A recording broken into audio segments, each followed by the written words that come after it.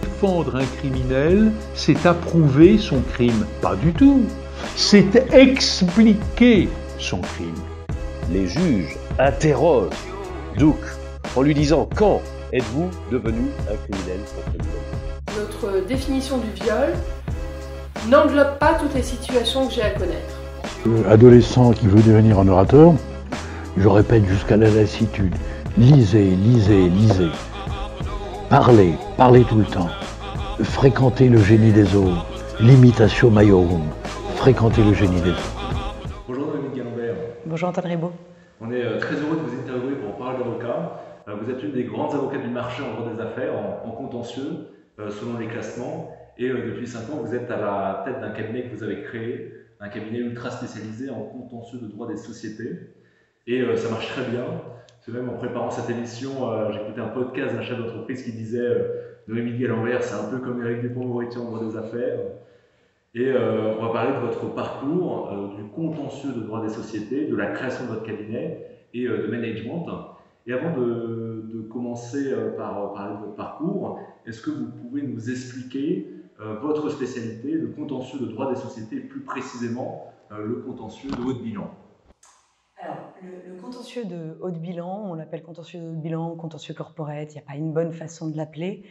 Ça regroupe tous les contentieux ou les situations conflictuelles, plus généralement, qui se cristallisent autour de la gouvernance des entreprises. Donc, gouvernance des entreprises, c'est-à-dire la relation entre actionnaires, eux-mêmes, minoritaires, majoritaires, la relation entre les actionnaires et les dirigeants, qu'ils en général désignent pour diriger les entreprises, ou les relations entre les vendeurs des sociétés et les acquéreurs de sociétés, ce qu'on appelle les litiges d'acquisition. Donc c'est les litiges liés à la gouvernance et à l'acquisition et à la cession des entreprises. C'est pour ça qu'on appelle ça les contentieux de haut de bilan ou contentieux corporate. Très clair. Et avant de parler plus en détail de votre spécialisation, on va quand même revenir sur votre parcours. Comment êtes-vous tombé dans l'avocature? Par hasard, par vocation? Non, pas par hasard du tout. Je viens pas du tout d'une famille d'avocats, mais je viens plutôt d'une famille de dirigeants, d'entrepreneurs, avec des profils plutôt commerciaux, ingénieurs, donc aucun profil de juriste dans mon entourage. En revanche, on me disait, et on m'a dit toute ma jeunesse, on me le dit moins parce que j'ai un peu grandi, je me suis assagie, que je voulais toujours avoir le dernier mot. Donc c'est des petites graines qu'on plante dans les cerveaux des enfants, mais qui finissent par créer quelques émules. Et puis pour être tout à fait transparente, un de mes proches a eu des problèmes judiciaires. Il a eu affaire à la justice pour des sujets de pénal des affaires. Et je pense que même si je l'ai réalisé beaucoup plus tard, que ça a certainement forgé mon envie de défendre. Voilà. Et où est-ce que vous avez commencé? Dans quel cabinet? Alors j'ai un parcours assez classique, comme je suis née à Paris. Et à l'époque c'était beaucoup moins difficile que ça ne l'est aujourd'hui. J'ai intégré Paris 2. Dans lequel je suis restée 5 ans avec 2 années 6 ans même, avec 2 années à l'étranger, une année en échange, une année en LLM à McGill. J'ai fait le DSS droit d'affaires et fiscalité à Paris 2, avec un certain nombre de stages, au début aux côtés de Francis Piner, qui a été un de mes premiers mentors, pour qui j'ai beaucoup d'affection et d'estime. Et ensuite bifurcation, parce que quand on est bon en droit, assez naturellement on va vers le droit des affaires et la fiscalité. J'avais un profil un peu mateuse, donc ça m'allait assez bien. Et j'ai fait mes premiers stages chez Sullivan et Cromwell, donc à faire du droit boursier, rien à voir avec le judiciaire et avec le contentieux, auquel je suis restée à peu près 2 ans au fil de plusieurs stages d'affilée. Et puis au moment de signer ou de choisir ma collaboration, j'ai préféré bifurquer vers le judiciaire, certainement forte de mes expériences plus personnelles antérieures et de mon premier stage auprès de Francis Piner. Et donc j'ai choisi une voie intermédiaire qui était le contentieux des affaires, qui réussissait à allier à la fois le monde du judiciaire et la défense, qui pour moi était très importante, et en même temps la technicité et la rigueur du droit des sociétés, du droit des affaires en général. Et donc j'ai rejoint le cabinet Latham & Watkins, dans lequel je suis restée près de 9 ans. Donc je suis quelqu'un de plutôt fidèle.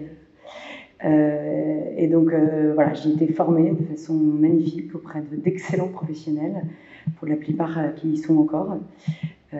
Et au bout de 9 ans, j'ai fait le constat que arriver à me développer, de passer d'avocat collaborateur à avocat associé, ce qui est quand même assez différent dans un cabinet comme celui-là, et difficile pour plein de raisons. conflit d'intérêts, taux horaires, j'arrive à créer ma propre pratique. Avec ces contraintes-là me paraissaient difficilement atteignables. Et donc j'ai accepté l'offre que m'a fait le cabinet Scotto de les rejoindre et en tant qu'associé, de créer en son sein un département de contentieux qu'il n'avait pas auparavant. Et ça a été une formidable expérience et rampe de lancement, parce qu'entre l'éducation de la rigueur, de la prudence à l'américaine et un cabinet français avec un petit peu moins de contraintes à tout point de vue, voilà, qui est un peu moins risque adverse, l'expérience mélangée de ces deux cabinets a fait, je pense, une grande partie de l'avocate que je suis aujourd'hui. Et est-ce que vous pouvez nous raconter une affaire qui vous a marqué? Il y en a beaucoup. Chaque affaire me marque. Et c'est pas du bullshit. Chaque affaire marque, on s'attache à presque tous les clients. Il y en a avec lesquels ça se passe un petit peu moins, de façon un peu moins fluide, mais globalement, je trouve qu'on est un peu façonné pour aimer nos clients et pour aimer les défendre. Donc, toutes les affaires, dans leur richesse, dans leur complexité, dans leur niveau d'enjeu, nous marquent. Je ne parlerai pas des affaires en cours, évidemment. Donc si je devais en citer une, c'est une affaire qui m'a marquée, pas tant dans sa technicité que dans ce qu'elle a. Elle a été assez structurante pour moi, parce qu'elle m'a permis de gagner en confiance en une affaire, ce que j'aurais sans doute mis des années à gagner en confiance sans elle. Ça a été la défense d'un dirigeant d'un grand groupe industriel français qui était vendu par appartement par le fonds d'investissement qui était son actionnaire de l'époque. Et lui était dirigeant d'une de ses divisions les plus importantes et les plus successful. Et un type formidable, intelligent, humble, loyal, et qui a mené ce processus d'acquisition pendant 12 à 18 mois, comme tout dirigeant qui mène ce type de processus, qui a réinvesti une grande partie de ce qu'il avait désinvesti dans la société, avec évidemment une prise de risque importante, et notamment au cas de départ. Et il s'est fait révoquer dans les semaines qui ont succédé à la réalisation de l'opération. Et nous avions à l'époque, lui et moi, et les gens qui m'accompagnaient, l'intime conviction que la décision avait été en réalité prise avant. C'est David contre Goliath. Il était menacé de perdre la totalité de son investissement. Et donc on a sollicité le tribunal de commerce pour nous autoriser à procéder à ce qu'on appelle vulgairement un 145, c'est-à-dire la saisie d'un certain nombre de documents précontractuels, à la fois chez les personnes physiques, dirigeants des sociétés périphériques, et dans le fonds d'investissement qui conduisait l'opération et qui l'avait encouragé à réinvestir. Il fallait une petite paire de guts. Je crois à ma connaissance qu'un 145 dans un fonds d'investissement, ça c'était pas encore, c'était un fonds d'investissement de la place, ça s'était pas encore vu. Et comme on avait une multitude de parties adverses, on a eu une multitude d'avocats dans le cadre du contentieux en référé rétractation et des confrères les plus incroyables de la place. Et donc j'ai eu à plaider devant le tribunal de commerce qui a eu le courage de m'ordonner la mesure. Déjà, je le dis parce que les 145, c'est assez facile dans des contentieux de concurrence déloyale.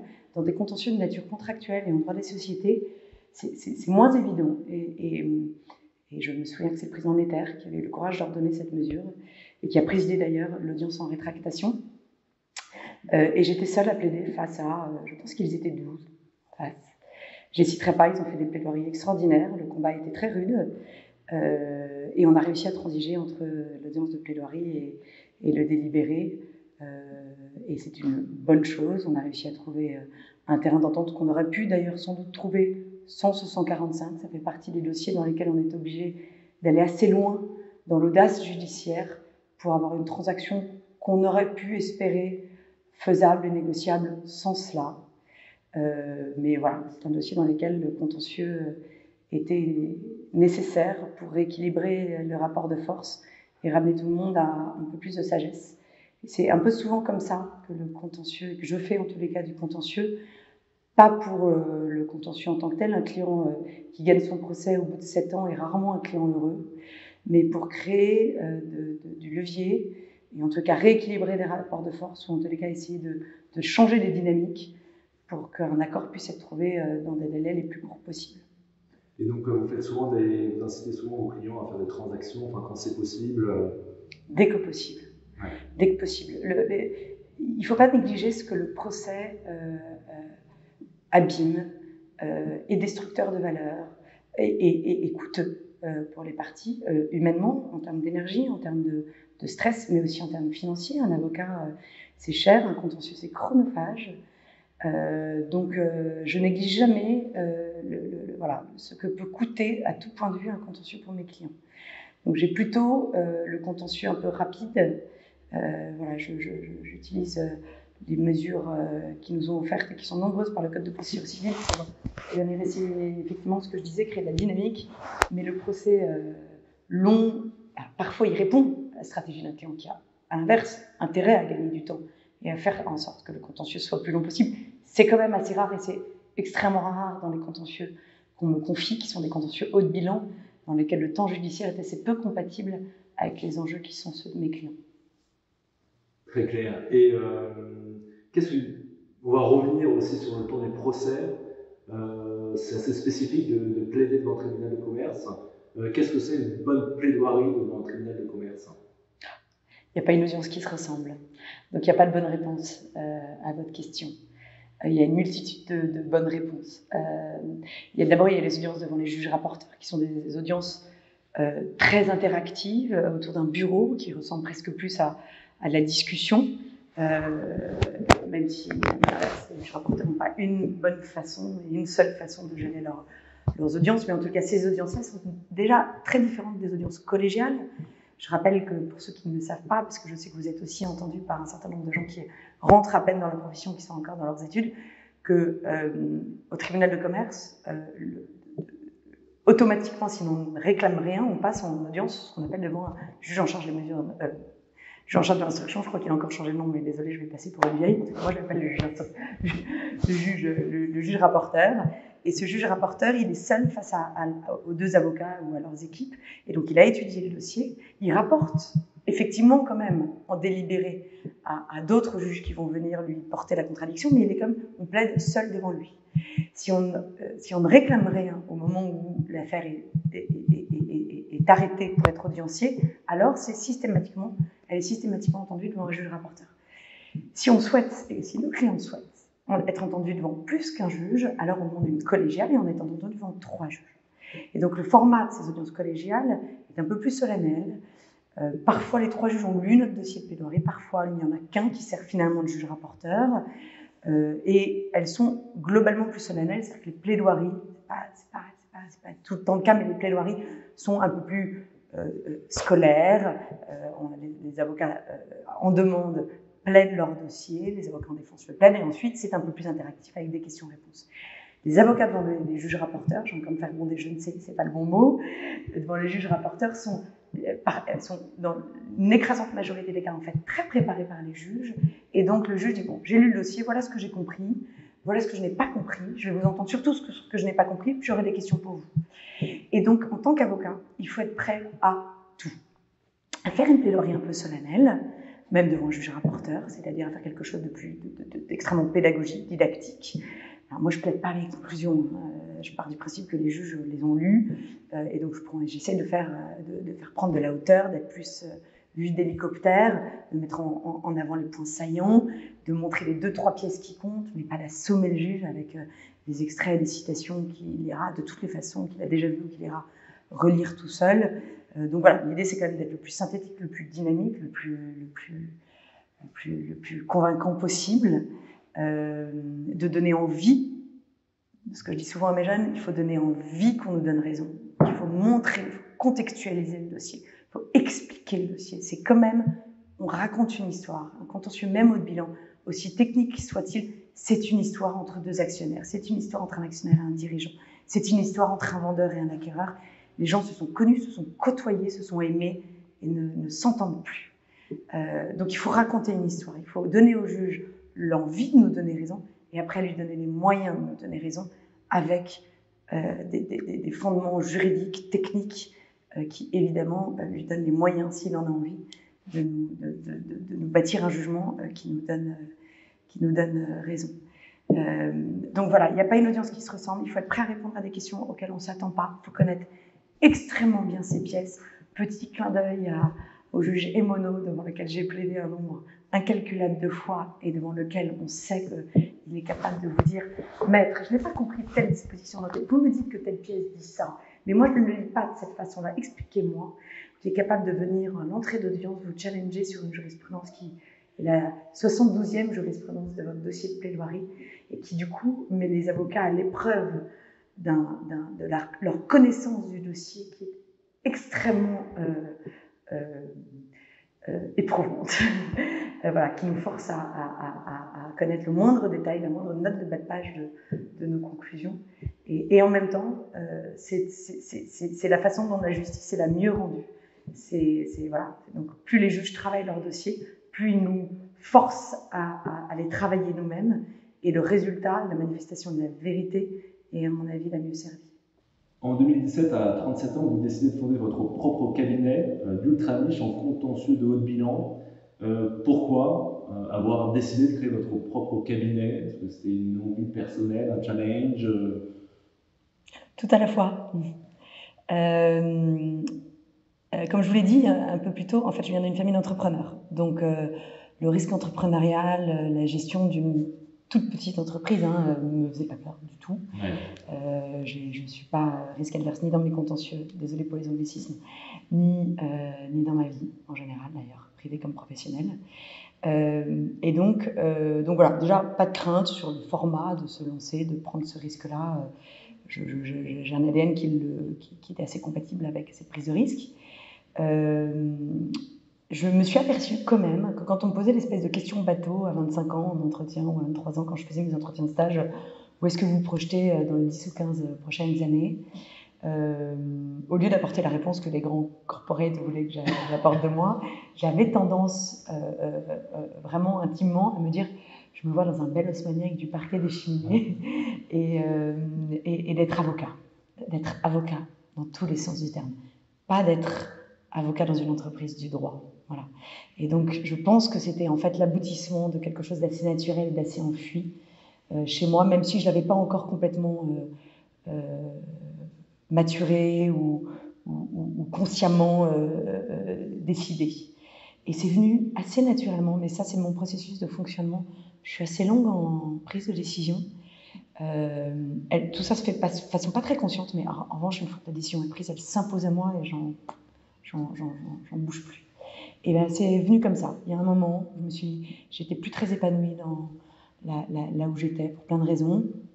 Je m'apercevais que les clients venaient essentiellement pour moi, même si la marque avait encore beaucoup d'importance en réalité. J'étais en train de créer quelque chose qui m'était propre, qui me permettait de pouvoir voler de mes propres ailes.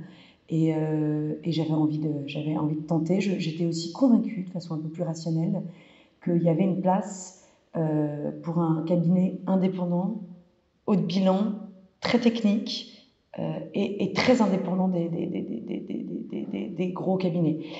Savoir gérer un contentieux dans l'écosystème du private equity avec des problématiques de carry, de vesting. Alors là, je parle chinois à la moitié des gens, mais en réalité, les avocats contentieux qui connaissent cette matière-là, qui comprennent les organigrammes, les problématiques de financement extrêmement compliquées de ces opérations, ils sont assez rares. Ils sont souvent dans les gros cabinets. Il y en a ailleurs, mais en réalité, ils sont souvent dans les gros cabinets. Et donc, quelqu'un qui avait cette connaissance-là, ces opérations, et qui était capable de le faire de façon complètement indépendante, sans aucun conflit d'intérêt, et qui pouvait se retrouver face à un fonds d'investissement, face à une banque, face à un grand compte, je savais qu'il y avait une place à prendre sur ce marché. Et la réalité me l'a prouvé fois 3. J'ai fait un BP qui ferait rire n'importe qui aujourd'hui. Quand j'ai été voir les banques et voir mon expert comptable, j'ai fait un BP qui a été explosé. J'ai fait x2 la première année. J'ai été beaucoup trop conservatrice dans ce que je pensais que pouvait être la réalité de l'appel d'air de la création de ce cabinet. Voilà, donc j'étais mûre, j'avais 15 ans de bar, presque 15 ans de barreau et 4 ans d'association derrière moi. Je n'ai pas monté ça en tant que collaborateur. J'avais déjà pris un peu la mesure de ce que voulait dire être associé. On apprend encore tous les jours et j'apprends encore tous les jours, mais j'avais en tous les cas ce degré, cette confiance-là. Le dossier dont je vous ai parlé tout à l'heure m'a donné aussi une confiance incroyable, parce que je me suis retrouvée face à des gens pour lesquels j'avais une admiration sans borne. Ils étaient nombreux et je me suis aperçue que j'étais capable de leur porter une contradiction sérieuse et crédible. Mon équipe me suivait et ça m'a donné une confiance aussi énorme. Elle m'a dit, mais quand je leur en ai parlé, mais évidemment, on te suit. Toutes, elles étaient 3 et elles m'ont toutes suivi. Les clients ont tous suivi. Alors, j'aurais pu dire qu'ils n'avaient pas le choix parce qu'il n'y avait plus de contentieux dans la structure que je quittais. Et puis leur dossier était embarqué et c'est dur. Mais bon, ils m'ont suivi quand même. Donc voilà, tout ça m'a donné beaucoup de confiance. Et puis dans toute démarche entrepreneuriale, quand on démarre, les gens ont envie de vous aider. Donc il y a au début, les premiers mois, les premières années, beaucoup de bienveillance. Ce mot est un peu galvaudé, le mot galvaudé est aussi galvaudé, mais c'est pas grave. En tous les cas, beaucoup d'appels d'air et beaucoup de gens autour qui ont envie de filer un coup de main, qui ont envie de dire du bien de vous, qui ont envie de filer le petit coup de main qui, dans la somme de coups de main, fait qu'il y a un moment, il y a un truc qui prend et des petits dossiers qui donnent des grandes rivières. La phrase est vraiment vraie. Il n'y a pas de petits dossiers, il n'y a pas de petits clients. Dès lors que ça rentre dans votre ADN, et ça pour le coup c'est important, c'était important pour moi, je ne voulais pas me disperser, je ne voulais pas faire de contentieux commercial, je voulais faire du contentieux haut de bilan. Et c'est assez rigolo parce que les gens m'ont dit mais comment la spécialité est venue? Elle est venue au début, j'ai pas eu besoin de refuser beaucoup de dossiers, mais à force de parler de ce que j'aimais faire, à force de faire ce que j'aimais faire, aujourd'hui on ne me propose quasiment plus que ça. Et donc, c'était important pour moi d'être lisible sur ce segment de marché-là. Et manifestement, au bout de 4 ans, 5 ans, 6 ans, bientôt, ce pari-là est gagné parce que quand les coups de fil entrants qui viennent de clients qui ont été recommandés par d'autres clients, qui viennent de banquiers d'affaires, d'avocats de grandes structures, de copains, les dossiers sont les sources de coups de fil rentrants sont assez variées. Ils sont quasiment systématiquement pour quelque chose qui rentre vraiment dans l'ADN du cabinet, c'est-à-dire ces fameux contentieux que je vous ai expliqués, entre actionnaires, entre dirigeants, dans des contextes de groupes familiaux, de start-up, de grosses PME, de boîtes cotées, de fonds d'investissement. Enfin, il n'y a pas de règle, je n'ai pas de profil de client type. Ce que j'ai comme profil type, c'est le dossier. On conflicte, on vient nous voir quand les situations commencent à se tendre, qu'elles se sont malheureusement déjà crispées autour d'un pacte d'associés ou autour d'un contrat d'acquisition à un SPA, ou autour d'une gouvernance. Un actionnaire qui n'est plus content de son dirigeant ou son dirigeant qui trouve son actionnaire trop étouffant. Voilà. Et donc le pari était réussi. Il y avait évidemment beaucoup d'aléas, beaucoup d'inconnus. Il y a eu des obstacles, il a fallu les lever un à un. Et ça y est. Et vous êtes à la tête d'une petite équipe composée de vous en tant qu'associé, de 3 avocats collaborateurs, d'un jeune avocat que vous avez promu conseil et qui est une belle intelligence, Pierre Lamarquet, et vous intervenez sur des dossiers qui ont généralement des enjeux financiers importants. Vous êtes parfois face à des parties adverses défendues par des cabinets d'affaires avec beaucoup de moyens humains, matériels. Comment on arrive à gagner quand on a face à soi des gros cabinets, quand on est un peu David contre Goliath? En fait, on n'est pas une si petite équipe. On va bientôt être 6 avocats. 6 avocats. Les autres équipes contentieuses, même dans des gros cabinets, sont rarement plus nombreuses. Il peut y avoir plusieurs associés avec plusieurs équipes. Mais en réalité, dans un contentieux donné, on ne met pas 6 personnes, on met 1, 2, 3 personnes. D'autant plus qu'on ne traite pas d'arbitrage international qui nécessite énormément de volume de pièces, énormément de données factuelles. Dans notre matière, le contentieux de bilan, c'est un contentieux très technique, très juridique, très financier, mais les équipes sont 2, 3 personnes plus un stagiaire maximum. Donc en réalité, l'équipe permet tout à fait de moduler le staffing en fonction des enjeux, des disponibilités des uns, des appétences des uns et des autres. J'ai des collaborateurs qui ont des qualités, des forces et des micro-faiblesses différentes, et donc j'essaye aussi de faire en sorte de staffer des équipes en fonction des profils de clients, des psychologies des clients, des enjeux des dossiers. Est-ce que beaucoup d'international, est-ce que c'est très financier, est-ce que c'est beaucoup plus juridique, quel est le profil du client, quelle est la bonne personne à lui mettre en face. Donc en fait, une équipe de 6 personnes, ça permet déjà beaucoup de modularité et d'être assez agile dans dans son mode de fonctionnement. En face, moi je suis toujours respectueuse et humble de la qualité du travail et des équipes en face. Et effectivement, on est souvent devant des gens qui font un travail de qualité remarquable, mais j'ai rarement à rougir de la qualité des conclusions que l'on fait. J'ai rarement à rougir d'une réunion de négociation dans laquelle j'aurais été maladroite ou excessive. Donc je me sens pas... je prêche peut-être avec trop peu d'humilité, mais je me sens rarement... j'ai pas de complexe d'infériorité. Voilà. Je prends la mesure de la qualité des gens que j'en face, je travaille sérieusement. On travaille tous avec un grand niveau d'engagement. Je pense que le mot-clé dans notre métier en général, c'est l'engagement. L'énergie, jamais rien lâcher, se battre jusqu'au bout avec intelligence, avec mesure, avec avoir chevillé au corps les objectifs de nos clients. Il ne faut pas oublier qu'on est le porte-parole, au sens littéral du terme, de nos clients. On n'est pas en train de s'amuser avec notre ego ou avec notre problématique juridique. Il faut savoir qui on défend et quelle est la meilleure façon de le défendre. Les clients n'ont pas tous les mêmes objectifs. Il y a des clients qui sont plus fragiles, plus vulnérables, d'autres qui, à l'inverse, sont bourrés justement d'ego et d'esprit de revanche qu'il faut canaliser. Il faut savoir dire à un client ce qu'il n'a souvent pas envie d'entendre.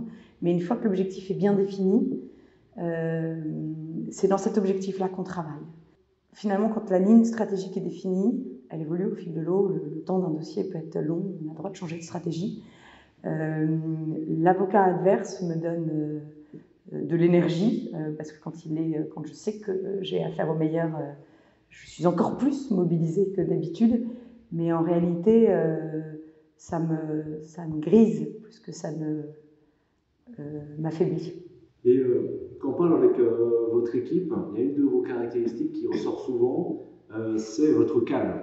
On m'a dit que quand il y a des réunions avec vos clients, avec des avocats de la partie adverse, il y a parfois de la tension qui se cristallise, de la colère qui s'extériorise, et vous gardez toujours votre calme.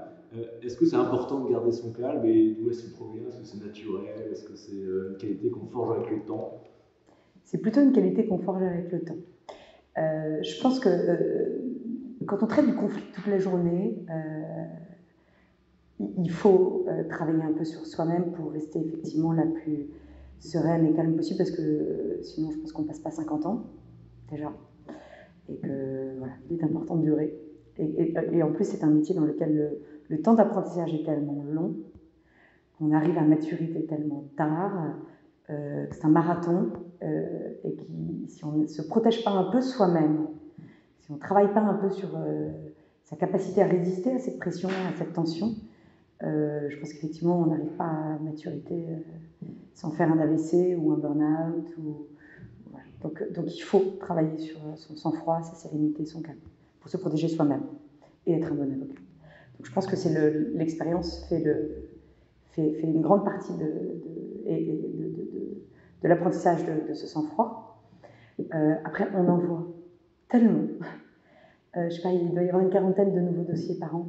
Une quarantaine de nouveaux dossiers par an au cabinet, c'est une quarantaine de nouveaux clients, c'est une quarantaine de nouveaux adversaires, c'est une quarantaine de nouveaux avocats, c'est une quinzaine d'experts, c'est une trentaine de juges. Voilà. C'est tout un tas d'écosystèmes sur chaque dossier qui fait qu'en fait, on apprend à s'adapter à tout type de personnalité. Et quand on a un peu d'intelligence émotionnelle et psychologique, on apprend à décoder des modes de fonctionnement. Et donc, les excès en réunion, les menaces à peine voilées, les effets de langage, franchement, ça passe assez facilement. On apprend assez facilement à leur résister. Donc voilà, apprendre à se connaître soi-même et savoir, à force de voir des typologies de personnalités, décoder les personnalités des autres, les jeux de rôle des autres, les effets de manche et la tentative de négociation par la force, fait qu'on on perd rarement son calme. Ça m'arrive parfois, mes équipes me disent que ça ne se voit pas, mais moi je le sens à l'intérieur de moi, et je sors parfois d'audience et de réunion en disant j'ai été trop loin, j'ai été trop vive, j'ai été trop agressive, et mes équipes ou mes clients qui me disent pas du tout. Et donc il y a un contraste que j'observe entre ce que je ressens, ce qui se passe à l'intérieur de mon corps et ce qui en réalité est perçu par ceux qui sont dans la pièce ou dans la salle d'audience, c'est tant mieux. Ça ne se voit pas. Moi, en interne, je sais que ça me coûte. Mais tant que ça ne se voit pas, très bien. Donc oui, je suis calme. Je suis très calme. Et je pense que c'est une de mes plus grandes forces. Et Dominique Gallambert, qu'est-ce que vous aimez dans votre métier d'avocat? Beaucoup de choses. Il y a des choses qui sont plus difficiles dans ce métier. Il ne faut pas se voiler la face. C'est un métier formidable, mais c'est un métier, comme il demande beaucoup d'engagement, qui prend aussi beaucoup de temps, qui prend beaucoup d'énergie, qui donc impose un certain nombre de sacrifices qu'il faut prendre en pleine conscience. Moi, je l'ai fait en pleine conscience. On va y revenir, c'est important. J'aime tout et j'aime surtout la façon dont je l'exerce et la matière que j'ai choisi d'exercer. Parce qu'il y a plein de façons d'être avocat. Moi, ce que j'aime dans mon métier d'avocat, c'est le fait d'être avocat dans un cabinet boutique, au service d'intérêts souvent particuliers, au service d'intérêts financiers complexes, mais dans des dossiers dans lesquels il y a en réalité beaucoup d'enjeux humains. Donc j'aime l'humain, j'aime l'art de la défense, j'aime la tactique, j'aime la stratégie, j'aime la matière sur laquelle tout cela repose, qui est une matière en fait assez scientifique. Le droit, la tactique, la stratégie, tout ça repose sur une matière évolutive, mais en fait très technique, passionnante, qui est le droit, pour lequel le droit et moi, c'est une rencontre, l'amour. J'étais une élève en lycée assez médiocre. Alors oui, j'avais un an d'avance et j'ai fait un bac scientifique, mais j'ai eu mon bac sans mention. J'étais douée nulle part, j'étais moyenne partout. Et quand je suis arrivée en droit, il y a eu une rencontre entre la matière et moi. Et je me suis aperçue qu'en fait, je pouvais avoir des très bonnes notes. Donc ça a été un booster.